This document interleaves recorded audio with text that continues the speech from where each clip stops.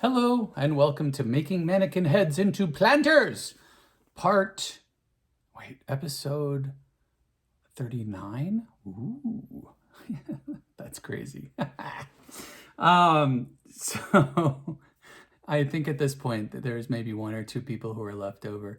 But if you're still watching or just joining, I hope you have a good time with it. What the heck is this series? Well, it's me just, I do all this stuff on the side that I enjoy doing that I've always wanted to do. So I thought I'd explain today just a little bit, take 2 minutes. I had this idea and saw this inspiration online that people taking these mannequin heads and making them into planters. And I also have seen throughout, over my many years, I love gardening. So I saw this one picture of shelves with a bunch of different, like there were ceramic heads, there were cement heads, somebody collected heads that could be used as planters. They weren't necessarily mannequin heads, but they were heads. So what I did was I went searching for actual mannequin heads. And these are sort of mannequin heads. They are practice heads for makeup and hair. And so what I did was I bought a bunch of them, and they're different kinds. Like this is for displaying glasses or whatever. This one's just fabulous and incredible and super dirty right now, and a whole bunch of other ones. So if you look back at other episodes, you'll see all of the ones that I've done so far. So this one is going in a weird and wacky direction, and they're... So last episode, I did the painting over the glue. There's a glue lines that I did over the base, and then I painted the red over that glue. So now what I'm going to do is I'm going to continue painting, but I also was looking at it after I was done with it, and I noticed that sort of on the back here, we've got this big old blank area, right? So I'm going to do more of the piping, the caulk saver pipe. Or foam, whatever they are. But I want these veins to continue. And I'm like, well, am I going to continue doing them with the glue underneath? And I think I am, but what I'm going to do is I'm going to draw them first. And so I'm going to take them off of here, and we're going to just jump right in. And I want this to sort of go in and under the,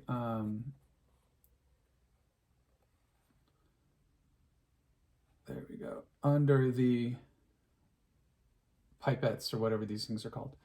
So that comes off of that, and I like it where squiggles just sort of extend and continue. And we'll do a big swoosh here that ends there, and one that comes in and around the opposite direction. So when I do these, I do want them to go opposite directions. So I would always tend to go the same direction with them when I've done this sort of thing, oddly enough, in the past, which I have. So I'm going to have one come off of over here, and notice I'm always squiggling the same way. So I'm just going to do that there, and then I'm going to have another one go all the way up and off. This one's going to come in all the way through and be there. This is going to branch off and up and through here. This one's going to branch off and down through here. And now what I'm going to do is I'm going to do that. I think that's enough. That is enough. That brings it around. I'm going to do it in glue now so that I have a pattern underneath. So this is another way to do it. Instead of freestyling like I did on the first one where it was just all freehand, what I'm going to do is I'm going to do the glue as the last thing on here. Today, I actually wanted to work on, I'll be putting another coat of paint on the red, but I'm not sure if I'm going to do that today. But what I wanted to do is I wanted to paint these, so this is the debate, right? Do I paint them, or do I put more of polyfoam caulk saver? These are this version of it. They come in different thicknesses. So this is the thinnest. I don't think I have any of the, oh, I do. I have one thicker than this, but I think for that size head, I think this is what we're going to go with. And I use a very technical cut it with scissors method. And I don't want these to get too long. So what I'm doing is I will cut one at an angle and then one blunt cut. Oops, that got into red paint. So angle, blunt cut. This makes it so that one end is always, oh my gosh. I have this paint here that's still a little bit wet. It's a little from previous painting. We're going to fold that over so I don't have to worry about all of the ends getting in there. But anyway, so what it does, and I figured this out when I was making the other mask, or the masks, after many cuts. And I'm going to make longer so that if you just do the angle, what's really cool is it gives it sort of a spiky look instead of just like blunt cut, and they look like weird like hairs, which is good. Weird hairs is also good. So you can do that. You can do multiple cuts at the end, whatever, however you want to cut them. But I just find this is easy because, not easy necessarily, as much as more consistent, more straightforward. And I'm going to do some short ones. Oop, that one started to roll off. So cutting short ones. I want a variety of lengths. And let's get started with that. So that I want them sticking straight out of the head. So one way that you can do this, that is actually really cool, that works, you can angle cut both ends. Because then when you apply them, you can apply them in a specific direction, which is what I did with that one up there. I would angle cut the bottom and have them all coming forward. And that way you get a full surface touching down and they automatically leans. So I may end up doing that back here where they go in a certain direction. But on this one, I really like the idea and I like the look of it literally just being spikes out of the head. It's very unexpected. I mean, is this really expected in any way, shape, or form? No. I'm going to just use my multi-grip,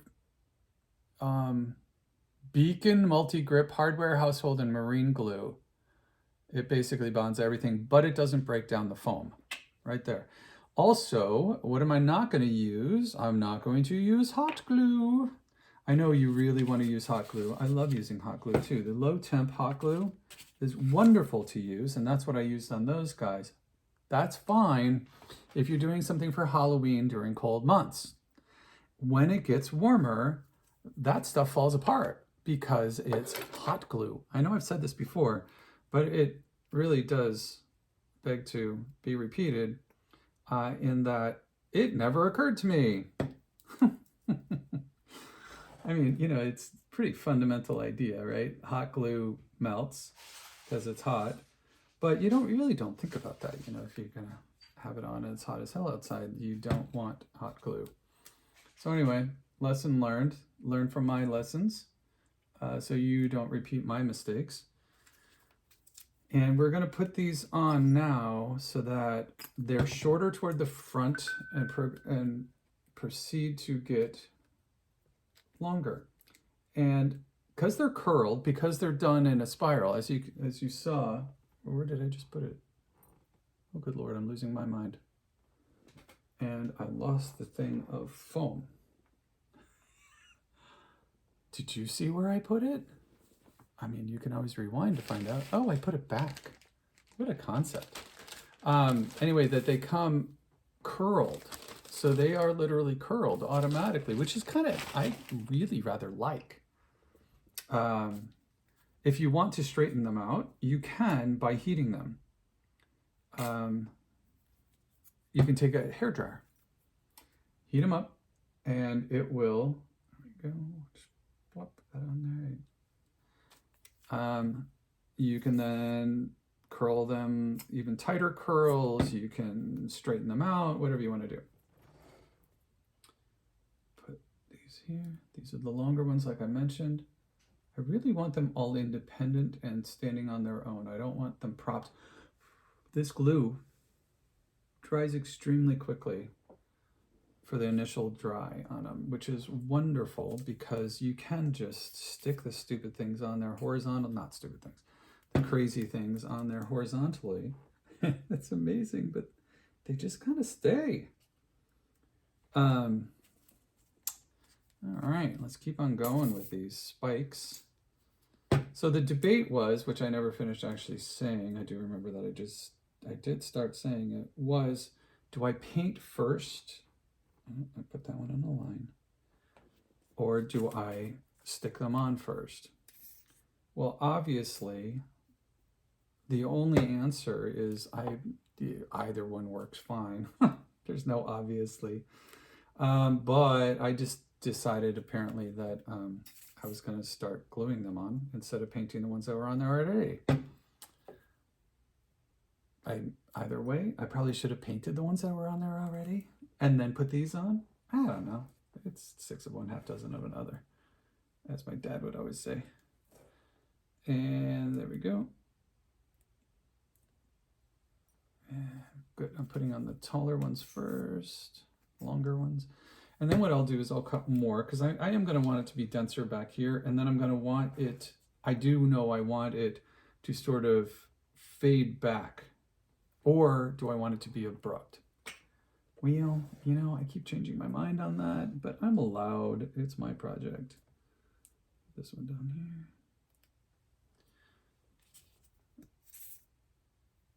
So what am I going to paint them? That's the next question. Is like, you know, what, when I say I'm going to paint them, what does that mean?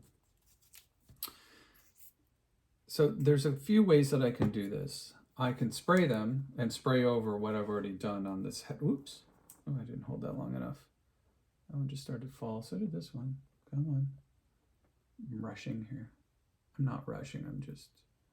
I could just lean them over. Hey, there you go. Look at there. Ooh, very nice. It was working just fine standing them up, but I think this will probably work better because they're longer. The only problem is then, do I really see what it's going to look like as I'm doing it? Maybe it'll look totally different this way.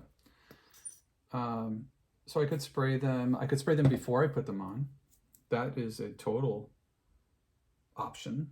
I mean, why not, right? I mean, all of this is just being made up as I go.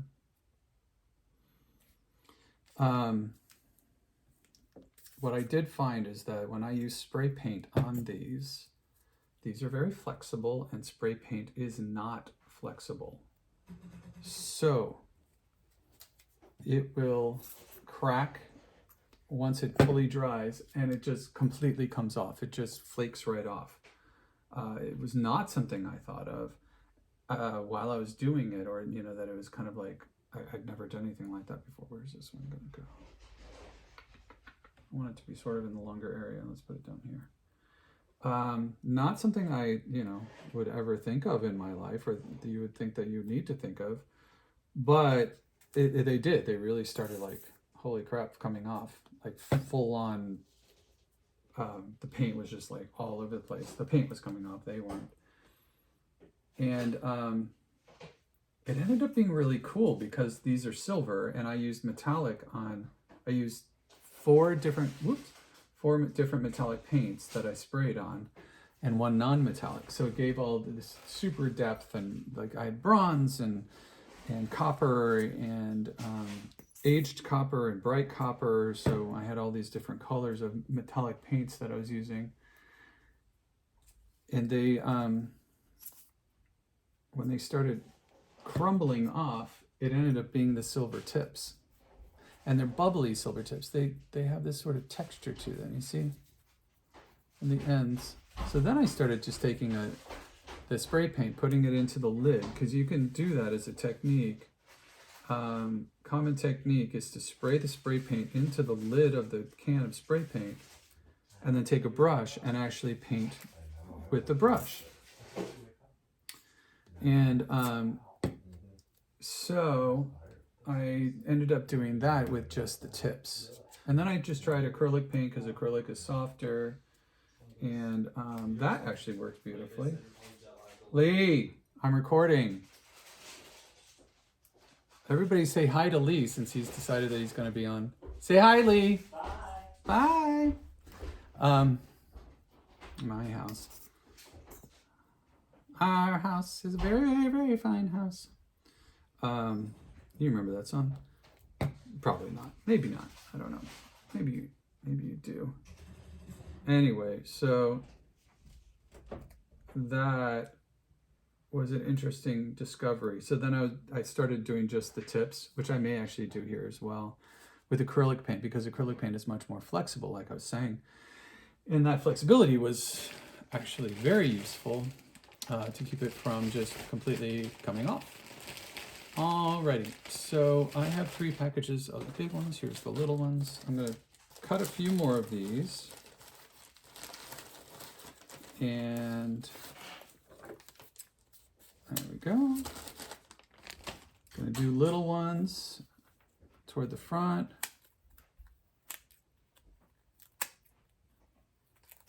Whoop. Cut. All different lengths.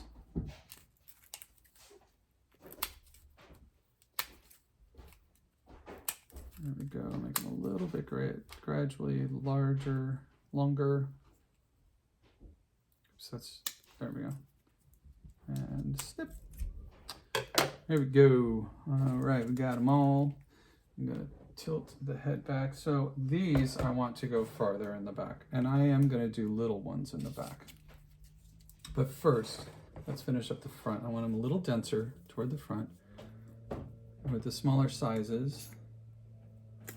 I'm going to go this way. Now you'll see that I spin them every once in a while. The reason I spin them is because when I look at them on there, not only do I want the curve to go a certain direction, but I want the beveled edge, that angled end, if you will, to also go in a different direction. Because I don't want them lining up. For me, for my brain, I tend to line them up. I tend to put them in, and it's like totally not intentional. It's just I look at it later and I go, oh my gosh, they're all going in exactly the same direction. And oops. And I don't want that. I want it to be that, unless it's all intentional, right? So in this case, I don't want them all lining up. I want them abstractly put on. I also need to make sure I don't do what? I don't do lines. Yes. It's funny, one of my opera directors was always like, people tend to stand in lines because we stand in line, like during our lives, right? As little kids, we're told to line up, to come back in to go out to our recess, to come back in from recess, where everybody lines up. Well, when you're on stage, that is like one of the worst things you can do, staging wise. Not like one of the worst things, but I mean, it's one of the like least natural things, oddly enough, even though everybody lines up, and we all line up all the time. We've been programmed to do that since we were children. When you see it on stage, it looks very weird, and you can't see everybody. So if you're, oops, see, all of those edges are the same direction. It's also because I'm right-handed and I'm putting them all on with the same hand. So it was, and it didn't end. I mean, that instruction was constant from professional performing to anywhere else. Amateur, from like starting as a kid performing, or being in college, it was always like, don't clump, don't stand in lines, and also don't clump, so known as like, don't be an inch away from each other. You have a giant stage to fill. But don't line up, you're in lines. I remember Matthew Lotta would be like, everybody's standing in a line. Why is everybody in a line? Get out of a line. I don't remember exactly how he said it, but it was always like, oh yeah, I'm standing in a line. Huh. Matthew Lotta was fabulous. When I worked with Matthew, I learned so much. He did our opera workshop actually at University of Missouri, Kansas City Conservatory. And I was lucky enough to do that, because it's like the things that he would talk about is like, what do you do with your arms when you're singing? It's like, what? Well, I don't know. I don't know what to do with my arms. I don't know what to do with my hands. He's like, well, leave them. Unless you are going to be gesticulating naturally, one hand or the other, or parallel on the strongest moment, you just need to like not with the hands and the arms. And parallel movement is not a happy place for on stage. Oh my gosh, it drives me actually nuts now seeing professional performers who are all parallel movements, especially in classical music. It tends to happen a lot.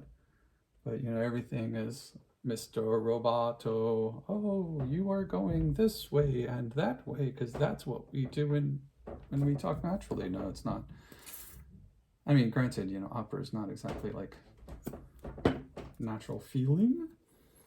You're sitting there singing your butt off at full volume for 3 hours. But it was always, you know, people are standing in lines, get out of the lines. And we'd be like, oh, God, yeah. Didn't even realize we were doing it. So I'm adding some of these short little nubbins further back randomly. Not as the main grouping, but just to give it more texture. There we go. I think that's done. That's pretty cool. Looky there. Haha. That's cool. Okay, I like that.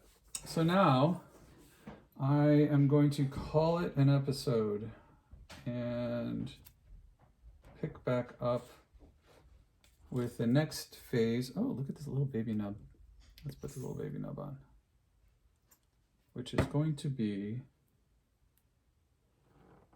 hey, there it is, painting on the veins, what are now looking like veins, right? Maybe I'll do the glue and then I'll do the glue back there and then I'll start over here. All right. I hope you have a wonderful day. Put more love out in the world. There's not enough love in the world, that's for sure. And put my cap back on. Be nice to yourself. Be nice to other people. Give them a lot of space. People get in their own heads and they do stupid things all the time. That includes you, and that's okay.